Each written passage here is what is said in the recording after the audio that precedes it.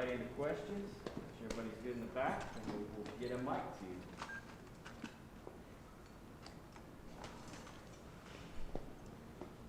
We'll start with Jimmy. Coach, what's impressed you the most about Tyon Evans? So far, it changes week to week.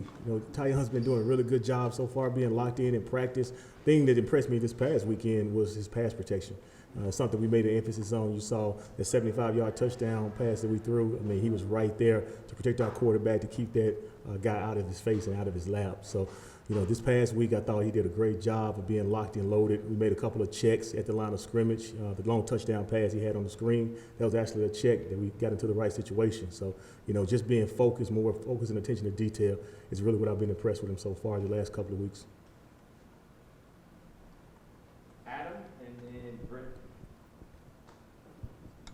There's obviously been a whole lot of injuries on the offensive line. A lot of guys having to trade out during the game. How aware are your running backs during the game, and what's the adjustment within the game that affects the run game? Yeah, actually, they have probably not been in tune to that because we take the next man up approach. No matter who's up in front of us blocking, it doesn't really matter to us. We're going to do our best job to put those guys in the best situation. We understand sometimes those guys don't take certain reps in practice. We're patient. We encourage them as we come back to the sideline. We're always encouraging our offensive line because without those guys, we know we can't move the ball. Same situation with the tight ends. The tight ends are extremely involved in our blocking scheme, whether it be pass or whether it be run. And we have no clue about who's blocking in front of us. We expect whoever's up there, that the coaches put them in that position to do their job and be successful at it. Jerry, how do you handle running back rotation? Is that a situation where it's by hot hand, or do you go into the game going, hey, third series, this guy's going to go? How do you manage your rotation of those guys? Yeah, we always kind of start with that thought process of maybe 2-1 or 1-2 or whatever the situation may be. As the game progresses, that's where we feel like, hey, we have to get a situation where, maybe a guy has a hot hand and we get him more touches or we get him more involved in the series. A lot of times you'll see those guys within the course of the series sometimes actually come out so we can give a guy a more fresh body into the game.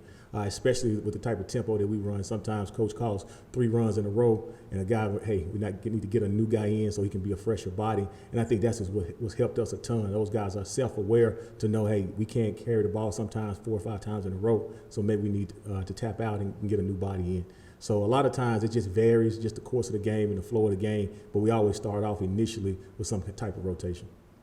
Patrick and Vince. Coach, obviously Jabari had I think it was a shoulder that he left the pit game with, came back against Florida, looked like he was still running pretty hard. What did you kind of see from him in his first game back?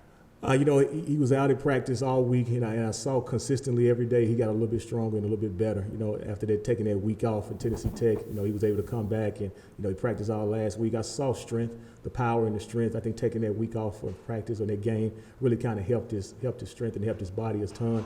And I tell those guys all the time, as the course of the season goes, your body's not going to be 100%. That's just not the situation we live in. You're going to have some bumps and some bruises, and it's really going to be about mentally tough, being able to fight through some of that adversity on and off the field, but especially with your body taking care of it off the field. So that's one thing that I saw from him, just getting stronger as the game went along. Jerry, D. Beckwith had a good spring. Haven't really seen much of him on offense. Where's he sort of in his development? Continue to develop, continue to bring them along, continue to grow.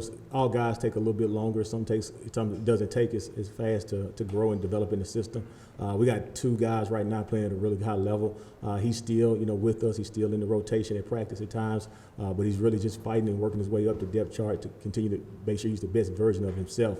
You just never know in this day and age. We're an injury away from a D. Beckwith being a starter, so we always got him ready to prepare to go. Jerry, it seems like I know that Jabari's not a small guy. He's not a small back, but the way that he's able to sort of generate power and get some of those +2, +3 runs at the end there, how does he do that at his size? Is it a strength thing? Is it a determination thing? What a technique thing? What is it?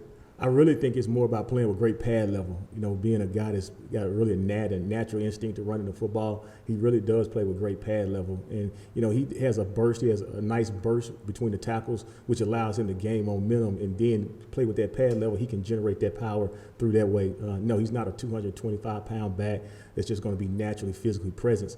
But the way he plays below his pads and the way he generates that power, I think that's really the thing that you see. Jake and Jimmy?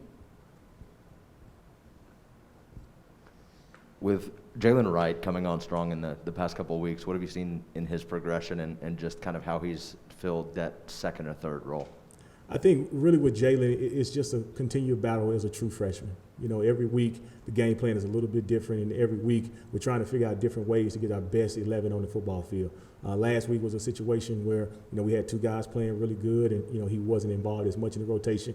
Who knows what it looks like this week? He may be involved. Who knows what it looks like the next week? So it's just a matter with him as a true freshman. Every week he has a certain skill set that we can use this year and will be used. When that's going to happen or how consistently that happens, you just never know. I think one of the games he ended up finishing the game out the entire second half. So just that was his role for that week. And every week his role should and probably will vary.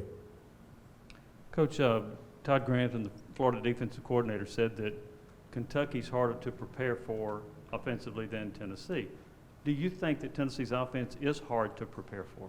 I think our tempo helps us extremely. I think the way we get plays in and out of the game, I think the way we get our cleats set in the ground, you can see it from the defensive lines that we play against. A lot of times those guys won't be set. You can see it from the defensive secondary. Sometimes those guys won't always be in position, and we can always steal a couple of explosive plays like that. At the end of the day, we have to make sure that, you know, fundamentally when that ball is dead after an incomplete pass or after a clock stoppage, we're ready to rock and roll. So I do think, you know, the things that we do from formation variations, you've seen a lot more of that probably over the last couple of weeks, and I think you'll see even more of it as we move on.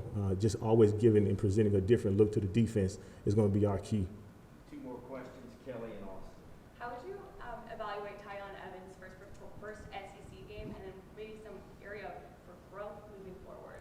Yeah, I think the biggest thing I told Tyon from that game was you can see the level and the strength levels in the SEC is a little bit different than some of the opponents that we've been playing against.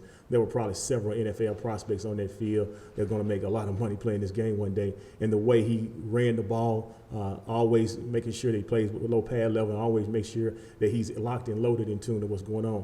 I think the thing that we take away from the game is don't ever play to the level of your competition, no matter how good or how bad. I want to see the same Tyon Evans every single week. I was a little bit disappointed sometimes with the way they came away from Tennessee Tech. I thought he, you know, maybe didn't play as hard or didn't run with great pad levels at times. But you saw this game, you know, a different Tyon. So, you know, this was a great learning tool to showcase what you need to be doing for the rest of the season. Coach, you're from Memphis. There's some Memphis kids making plays on this team. You recruit Memphis. How important is that area, and how much pride do you take in recruiting your hometown? And then, two, how important is it to maybe add a second back to this recruiting class when you just look at kids are coming and going all the time with the transfer portal?